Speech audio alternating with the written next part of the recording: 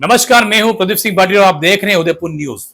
मेवाड़, जहां बच्चों को पहला पाठ वीर शिरोमणि महाराणा प्रताप के स्वाभिमान का पढ़ाया जाता है, जहां हल्दी घाटी सिर्फ एक युद्ध नहीं बल्कि अस्मिता, त्याग और आजादी का प्रतीक है, जहां चेतक की टापे आज भी इतिहास के पन्नों में गूंजती है। लेकिन आज उसी मेवाड़ में एक फेसबुक पोस्ट ने सियासी और सामाजिक बहस छेड़ दी है। सवाल उठ रहा है, क्या मेवाड़ की संसद में आवाज बनने वाला जनप्रतिनिधि मेवाड़ की भावनाओं की भी आवाज है? चित्तौड़गढ़, जिसे मेवाड़ का सिरमौर कहा जाता है, इसी धरती से सांसद है सीपी जोशी। लेकिन उनकी एक फेसबुक पोस्ट सोशल मीडिया पर विवाद का कारण बन गई। सीपी जोशी ने आमेर के महाराजा मान सिंह की पुण्यतिथि पर उन्हें आदित्य योद्धा और धर्मरक्षक बताते हुए श्रद्धांजलि दी। इसके बाद बहस शुरू हो गई, क्योंकि इतिहास में महाराजा मान सिंह मुगल सम्राट अकबर के प्रमुख सेनापति रहे और हल्दी घाटी के युद्ध में महाराणा प्रताप के विरुद्ध मुगल सेना का नेतृत्व करने वालों में शामिल थे। यही वजह है कि सोशल मीडिया पर इस पोस्ट को लेकर तीखी बहस छिड़ गई है। लोग पूछ रहे हैं, क्या मेवाड़ का प्रतिनिधित्व करने वाला सांसद उस ऐतिहासिक शख्सियत को धर्मरक्षक कह सकता है जिसे मेवाड़ की परंपरा महाराणा प्रताप के विरोधी पक्ष के सेनानायक के रूप में याद करती है? एक और सवाल भी बार बार उठ रहा है, अगर धर्म रक्षक की उपाधि दी जा रही है तो क्या महाराणा प्रताप का पूरा जीवन धर्म, स्वाभिमान और स्वतंत्रता की रक्षा के लिए समर्पित नहीं था?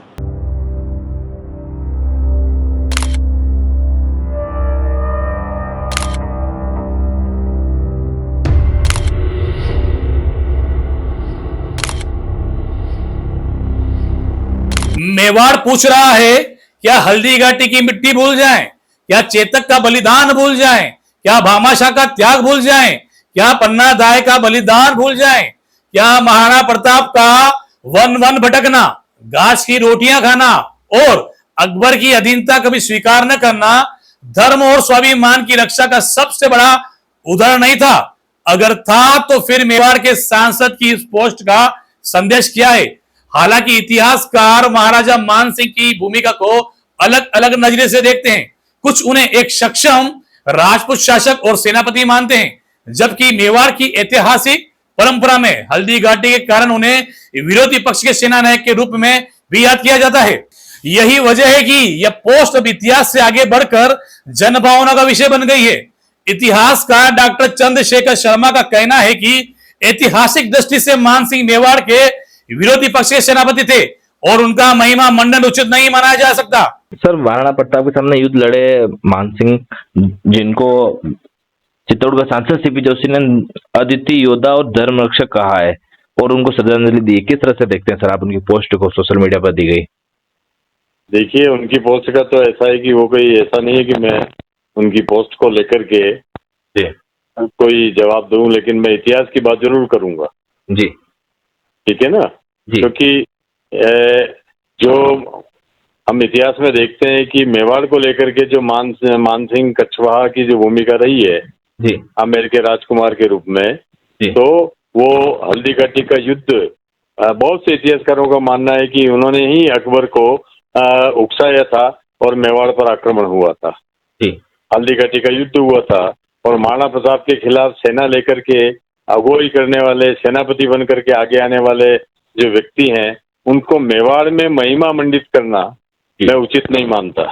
हो सकता है कि आमेर या जयपुर के लिए महिमा मंडित वहाँ के लोग करें, लेकिन ये और ज्यादा हास्यास्पद विषय है कि चित्तौड़, जहाँ पर हल्दी घाटी के ठीक 8 साल पहले जो अकबर ने आक्रमण किया था और चित्तौड़ के किले के अंदर 30,000 लोगों का, जो ऑन रिकॉर्ड है, 50,000 भी हो सकते हैं, ऐसे निर्दोष निहत्थे, अबाल, वृद्ध, महिला, सभी बच्चों का वहां पर कत्लेआम किया गया था और अकबर ने गाजी की उपाधि धारण की थी उनके नरमुंडों पर बैठ करके उसी चित्तौड़ के किले में।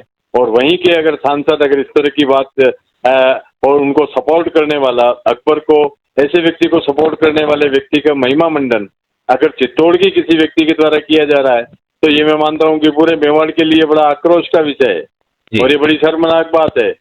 मैं इसको इतिहास की दृष्टि से उचित नहीं मानता जी।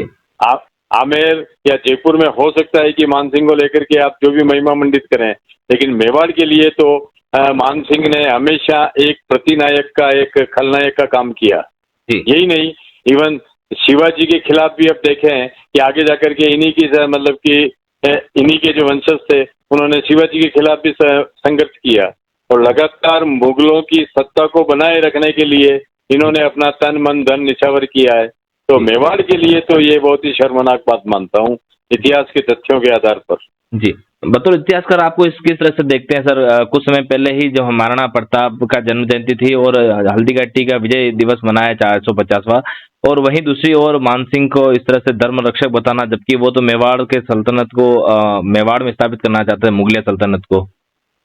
ऐसा है कि वो धर्म, उनका जो धर्म रक्षक का रूप जो मंदिर बनाने को लेकर के जो है, जो वो उसको लेकर के, तो मेवाड़ का उससे क्या लेना देना है? जी भाई, मेवाड़ में तो उनका कोई लेना देना नहीं है। मेवाड़ में तो वो खलनायक के रूप में ही इतिहास के अंदर देखा गया है। जी, मेवाड़ में खलनायक के रूप में देखा गया है, प्रतिनायक के रूप में। और महाराणा प्रताप के खिलाफ युद्ध करना, लगातार मेवाड़ को 10 सालों तक रौंदते रहना मुगलों के द्वारा, बार बार आक्रमण करना और उसकी सारी कार्य योजना बनाना, तो ये कम से कम चित्तौड़ के लोगों को, और चित्तौड़ का अगर कोई इस तरह का संवैधानिक पद पर बैठा हुआ कोई व्यक्ति अगर इस तरह से कर रहा है तो ये मैं मानता हूँ कि बहुत ही आक्रोश का विषय है। और व्यक्तिगत रूप से भी उनके लिए मैं मानता हूँ कि एक शर्मनाक बात है, ऐसा होना नहीं चाहिए। वो इतिहास खंगाल है। और चूंकि हम मेवाड़ के लोग वासिंदे कहलाते हैं और हमारे मेवाड़ की जो एक गौरव गाथा, जो प्रताप ने स्वाभिमान की और स्वतंत्रता के बल पर संघर्ष करके जो एक गौरव गाथा उन्होंने गढ़ी है, और हमारा मेवाड़ियों का जो सर ऊंचा रहता है उस सर को नीचा दिखाने का प्रयास किया गया है। क्या लगता है? मैं नहीं मानता हूँ, मैं नहीं मानता कि जिन्होंने भी मतलब कि प्रताप के खिलाफ में, क्योंकि प्रताप सिर्फ मेवाड़ के ही नहीं, आज आप देखें कि पूरे भारत के, पूरे विश्व के एक स्वाभिमान और स्वतंत्रता के आइकॉन बन चुके हैं, देशभक्ति के आइकॉन बन चुके हैं। 1857 का युद्ध उनके नाम, उनके नेतृत्व से लड़ा गया। 1947 का जो युद्ध था, भारतीय स्वतंत्रता संग्राम, वहां पर हल्दीघाटी की मिट्टी को ले जाकर के गणेश शंकर विद्यार्थी ने तिलक लगा करके वो संघर्ष किया। तो ऐसे मतलब कि व्यक्ति के सामने जिन्होंने कूटनीति की, जिन्होंने सेना लेकर के आए, सेनापति बन करके जिन्होंने मेवाड़ की जनता को मारा और हल्दीघाटी को रक्त रंजित किया, जी, उनके प्रति इस तरह का जो भाव है वो मैं नहीं मानता हूँ कि मेवाड़ में कोई उनके लिए मिर्जा राजा मानसिंह कछावा के लिए कोई स्थान है, और वो भी कोई ऐसा सम्मानजनक स्थान है, ऐसा मैं नहीं मानता। ठीक है सर। यह विवाद सिर्फ एक फेसबुक पोस्ट का नहीं बल्कि उस विरासत का है जिसे मेवाड़ सदियों से अपना स्वाभिमान की पहचान मानता आया है।